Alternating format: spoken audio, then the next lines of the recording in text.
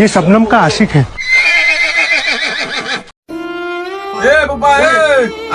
सामान सब बेचाई दुकानी में। अच्छा फोपा के लोले बड़े कार हेतना ही सामान पड़ल बा तो वो कीन के गाली दे लेते। खेते में तो जाए के बा नहीं तोरा, खेते बाड़ी तन घूम के आई दिन रात इस दुकान के गाड़ी में पड़ल बा रस दिन रात। ठीक है, अभी कोनो काम नहीं होता। क्या जुलुम है। लॉस होई बोली के चलाओ दुकान जाते बहुत बार छोड़ के चलाओ जगह कहा जाने बिहाने से कौन के मुंह बानी देखल है एकदम परेशान कर बाण को दिल दो हमरा दिन रात हाथ बोल कटरा न कहां बोल सर हम लगा थैंक यू। Oh no.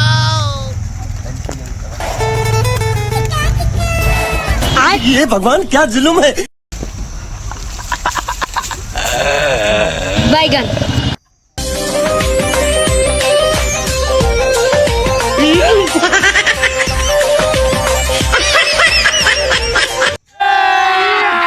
अभी मजा आएगा ना भिड़ो। चाचा हो बाबू का हलवा हो? अरे सब बढ़िया बा। आओ हाँ चल सब तो बढ़िया बा एकदम। अच्छा हाल साल छोड़ा किनारे रखा एगो बात तो सब पूछो का हो पूछो हमसे बताए हम। अगर हम ऐजा नहीं रहती तो का होई?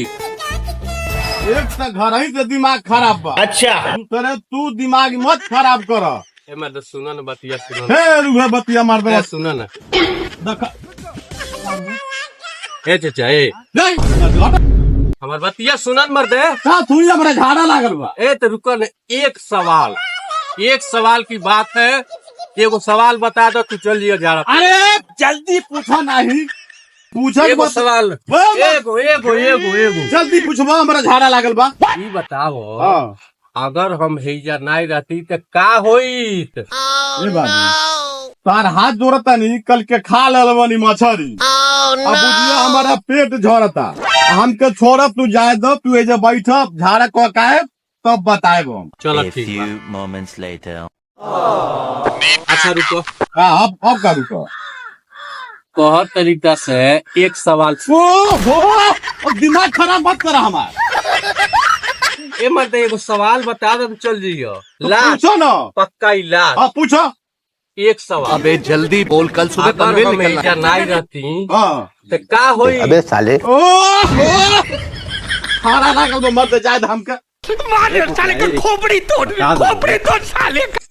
हटबा हम खाना लागल भाई एगो सवाल लास्ट बता दो। जल्दी पूछो। अगर हम ऐजा नहीं रहती हाँ। तो का होई? अरे का बताई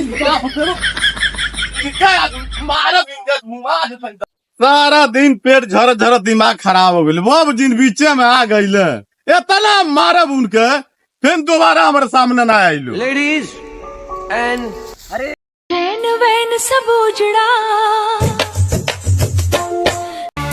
अरे कोई दिन से घूमत या भूख लागल बा। भाग सारे हमारे लगे उपाय बता तर तुम्हें बसवाड़ा सुई जा। हाँ उहे बैठल बानो सो।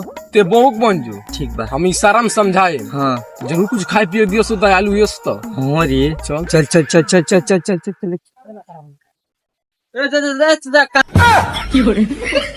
कहाँ जाता हो?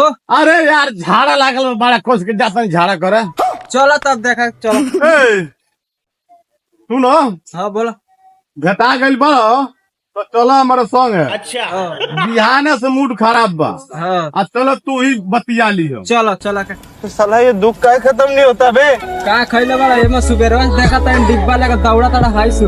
एक तो बिहाने से परेशान बनी अब तेहू लगले पकावे हमरा के हो जाई हो नहीं जाई नहीं हो पाई। हो जाई झाड़ा लागल बा। ए रहा नहीं जाता तड़पिए पेट दुखाता पेट झड़ता दे दो 5 रुपया हो बाबा दे दो पैसा।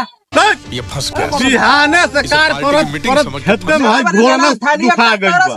आ तो उनके पैसा चाहिए। अरे हो थाली नहीं के मत नहीं भाई 100 रुपया नहीं के ए दे दो कहां झूठ बोल रहा है सुबह। ई कहां गांव के भिखारी रे मत पैसा नहीं के। अरे नहीं मन बसो नहीं मन बसो